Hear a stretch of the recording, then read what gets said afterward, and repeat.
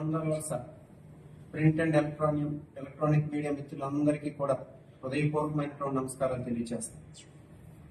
ఈరోజు ఈ మీడియా సమావేశం ఏర్పాటు చేయడానికి ప్రధానమైనటువంటి కారణం, ఈ నియోజకవర్గంలో ముఖ్యంగా అప్పర్ ప్రైమరీ స్కూల్స్ అంటే విద్యా వ్యవస్థను పూర్తిగా నాశనం చేసే విధంగా ఈ ప్రభుత్వం వచ్చిన తర్వాత నిర్ణయాలు తీసుకుంటున్నారు. కాబట్టి వాటిని ప్రజలకి మీడియా మిత్రుల ద్వారా ఒకసారి వివరించాలని చెప్పేసి ఈరోజు మీడియా సమావేశం అనేది ఏర్పాటు చేయడం జరిగింది.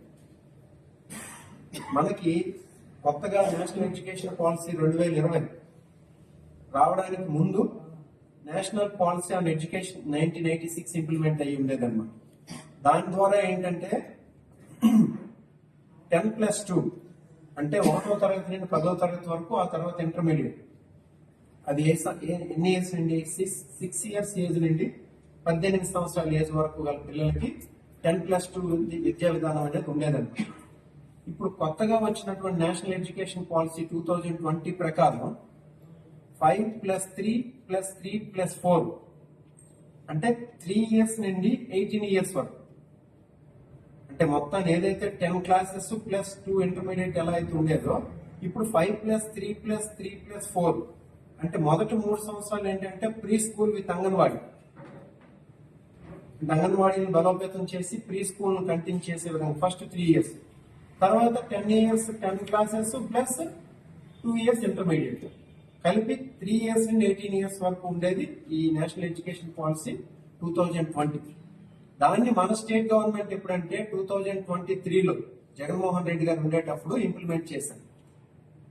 దాన్ని ఏంటంటే దానిలో ముఖ్యంగా ఉండేది ఏంటంటే ఫౌండేషన్ ని, లిటరసీని, న్యూమరసీని ఇంప్రూవ్ చేసే విధంగా, అలాగే స్కూల్స్ నుండి డ్రాప్ అవుట్స్ తగ్గించే విధంగా ఉండేదే కొత్త ఎడ్యుకేషన్ పాలసీ 2020. దాని ప్రకారం ఏం చేసేవాళ్ళు, ఫౌండేషన్ అంటే ఏంటి, అంగన్వాడీని బలోపేతం చేయడం. నెక్స్ట్ లిటరసీ అంటే ఏంటి, మన లాంగ్వేజెస్ తెలుగుని, ఇంగ్లీష్ ని వాటిని డెవలప్ చేయడం.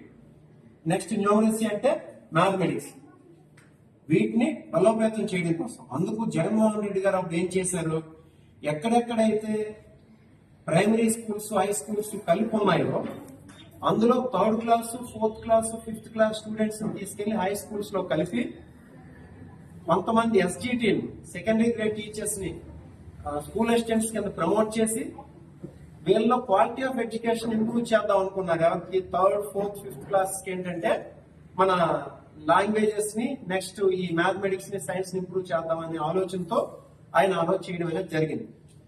మీకు అందరికీ తెలుసు ఎలా ఆయన స్కూల్ ఎడ్యుకేషన్ ఎలా బలోపేతం చేయాలనుకున్నాడు, అది లాస్ట్ లో మనం డిస్కస్ చేద్దాం. కానీ దానిలో ఏమైంది, దానివల్ల ఏంటంటే 3rd, 4th, 5th క్లాసెస్ కి క్వాలిటీ ఆఫ్ ఎడ్యుకేషన్ అందించాలనే ఉద్దేశంతో జగన్మోహన్ రెడ్డి గారు దాన్ని